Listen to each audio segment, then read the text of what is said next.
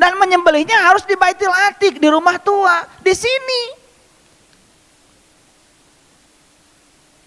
Apakah betul Nabi Ismail itu disembelih oleh Nabi Ibrahim pakai golok? Kalau iya, masa iya Allah yang maha cinta, maha pengasih, maha penyayang mengajarkan sesuatu yang keras semacam itu? Apakah itu sekedar simbolik atau perumpamaan yang salah kita pahami? Makanya di kajian sebelumnya, sebelum saya masuk ke sini, saya sudah buat judul khusus, perumpamaan tidak terkait fakta, tapi terkait kebenaran. Jangan-jangan itu adalah prosesi di mana Nabi Ismail dikenalkan pada Tuhan oleh ayahnya yang bernama Ibrahim. Nah, prosesi itu dalam bahasa Quran disebut menyembelih. Itu yang disebut menyembelih atas nama Allah.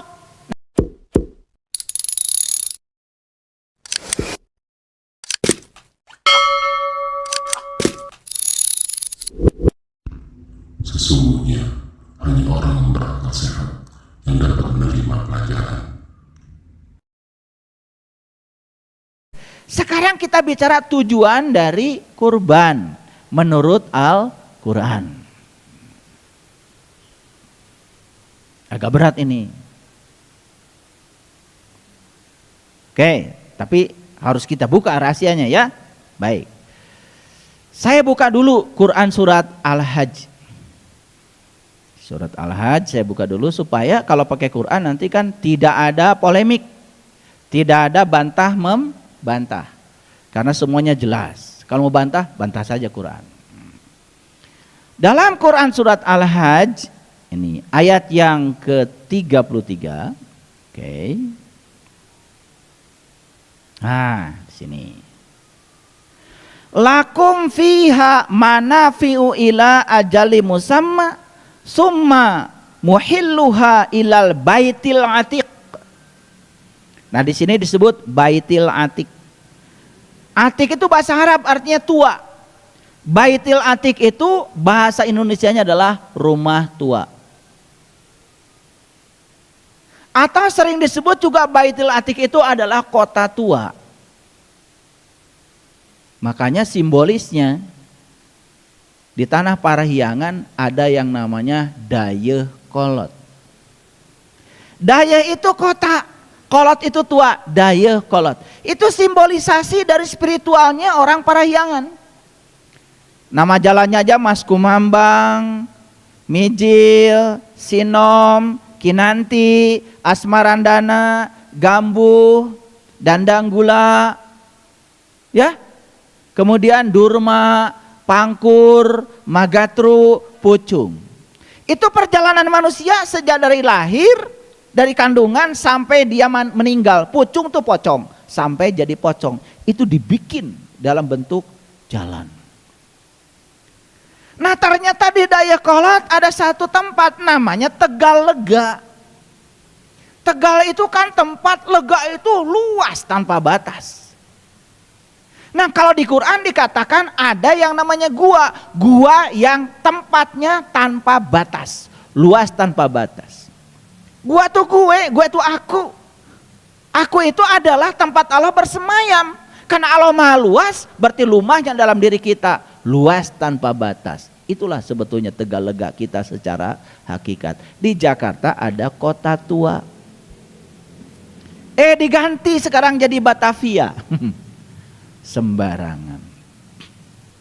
Itulah karena nggak ngerti spiritual.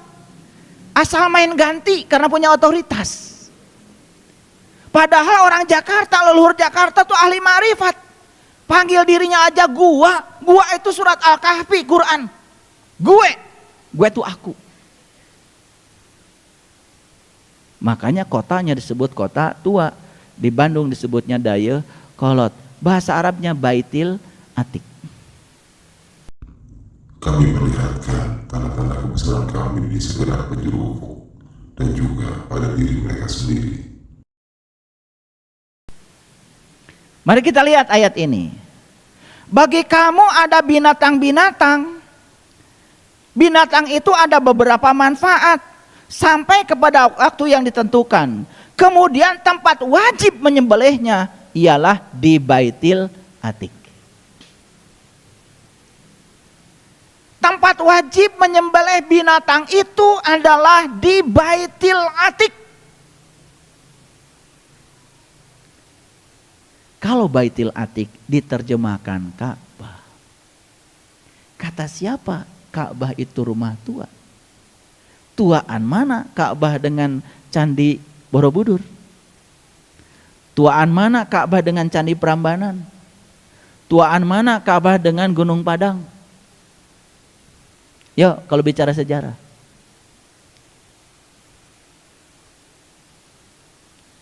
Nah, kalau begitu mana yang disebut dengan rumah tua? Yuk kita lihat sini.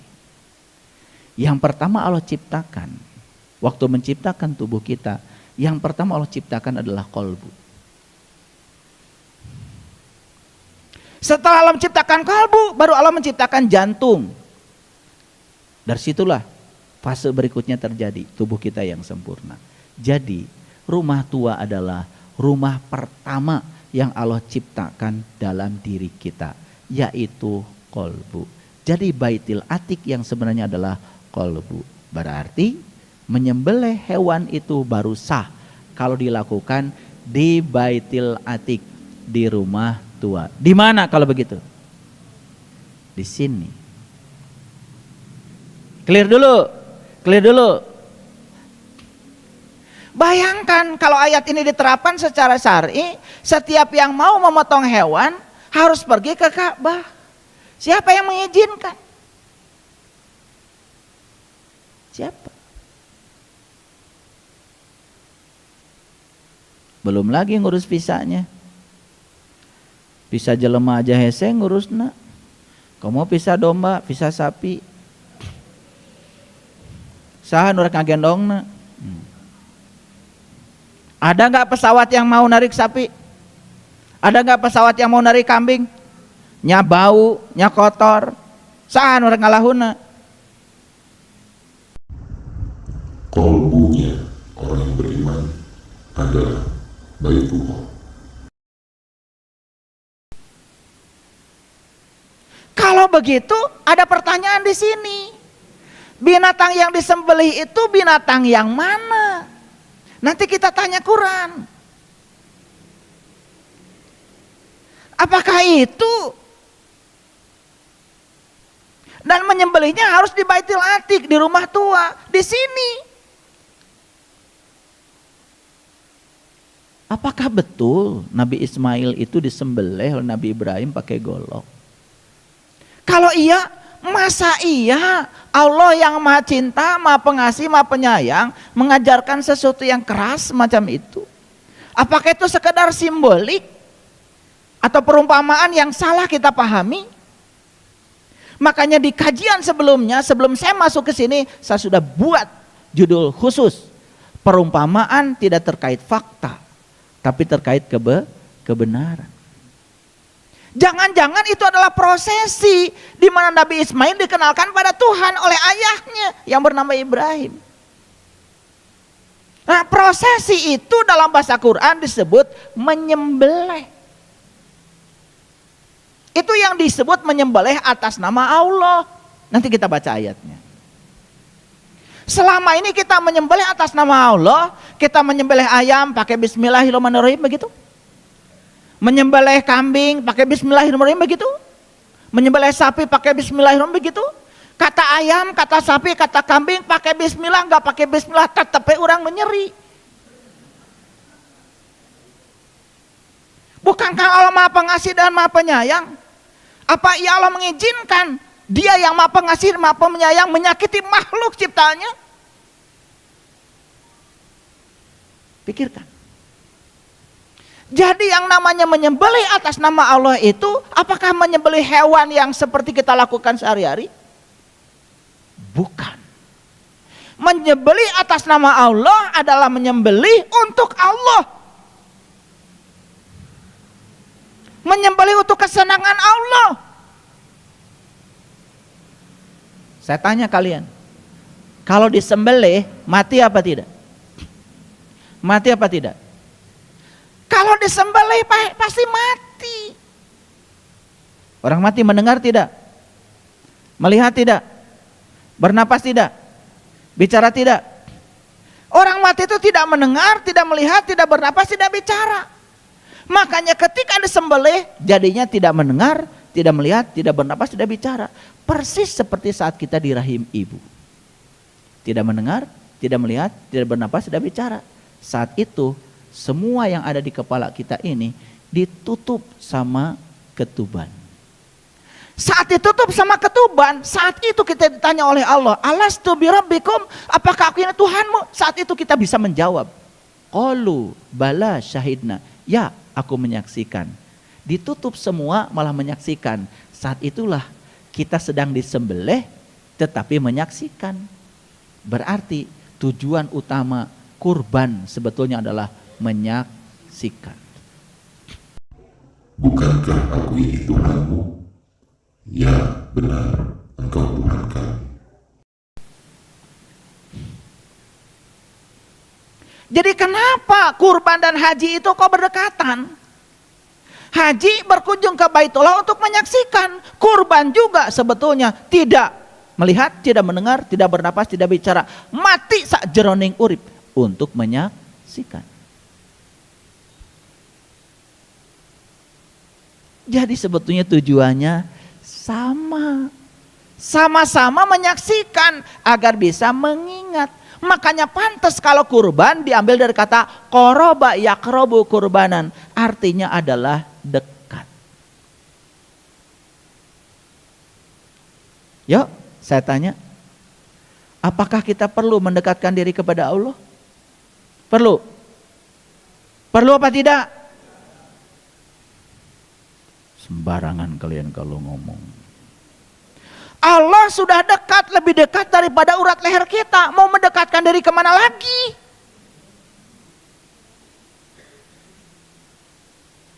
Jadi kita tidak perlu mendekatkan diri kepada Allah. Yang diperlukan oleh kita adalah sedekat itu Allah kepada kita. Kok kita sampai hari ini belum bisa menyaksikannya? Yang paling penting itu sadar kalau Allah dekat, kalau ingin menyaksikannya jangan keluar dari dirimu.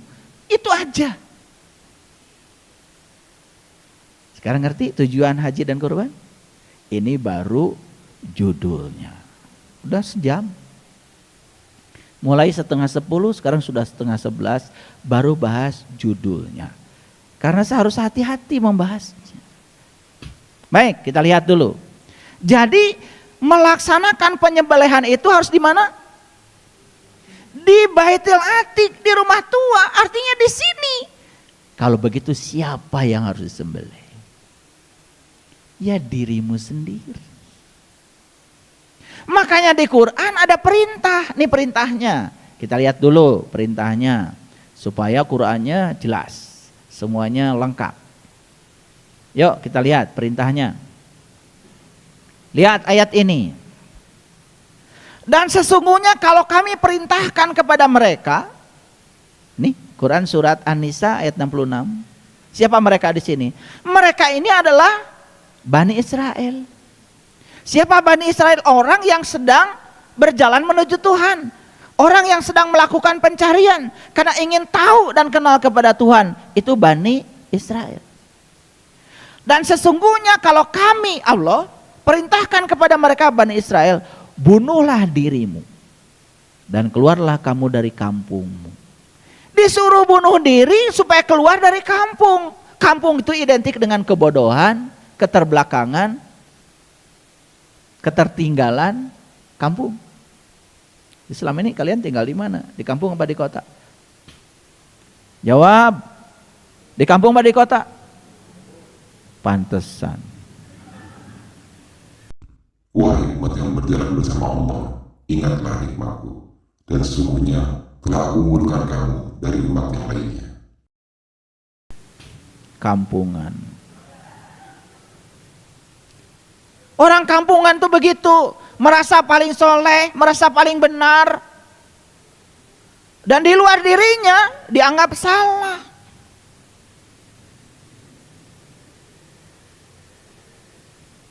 Orang beda sedikit dengan kita, sesat.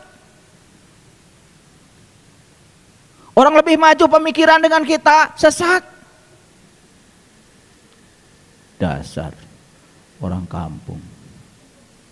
Kenapa tinggal di kampung? Karena belum bunuh diri. Kenapa tinggal di kampung? Belum disembelih. Saya kasih tahu. Nyembelih di mana? Tunjukkan sama saya, nyembelih di mana? Di sini? Di sini kali. Kan nyembelih di sini. Lihat saya, nyembelih itu di sini. Jadi kata sembelih itu perumpamaan. Bukan disembelih menggunakan golok, bukan. Manusia dengan binatang itu perbedaannya cuma dari sini ke atas dengan dari sini ke bawah. Dari sini ke bawah kita dengan binatang sama. Bedanya cuma dari sini ke atas. Lalu apa bedanya? Tolong perhatikan saya. Mata kita berapa? 2. Mata kucing yang tadi? 2. Telinga kita berapa lubangnya? 2. Telinga kucing yang tadi? 2. Hidung kita berapa lubangnya? 2. Hidung kucing yang tadi? 2. Mulut kita berapa? 1. Mulut kucing? Kalau kita hitung lubang yang ada di kepala kita dengan lubang yang ada di kepala kucing, sama? Berapa? 7. Lubang yang ada di kepala sapi? 7. Lubang yang ada di kepala tikus? 7. Lubang yang ada di kepala kambing? 7. Lubang yang ada di kepala monyet? 7. Terus apa bedanya? Katanya beda. Tadi dari sini ke bawah kita sudah sama dengan binatang. Cuman alat untuk reproduksi dan makan. Katanya manusia dengan binatang bedanya dari sini ke atas. Kita coba tadi. Kucing 7. Kambing 7. Sapi 7. Monyet 7. Terus apa bedanya? Apa bedanya? Bedanya manusia bisa menggunakan yang 7 sebagai siratal mustaqim, jalan menuju Tuhan. Makanya orang tua kita bilang siratal mustaqim rambut di belah 7. Itu siloka.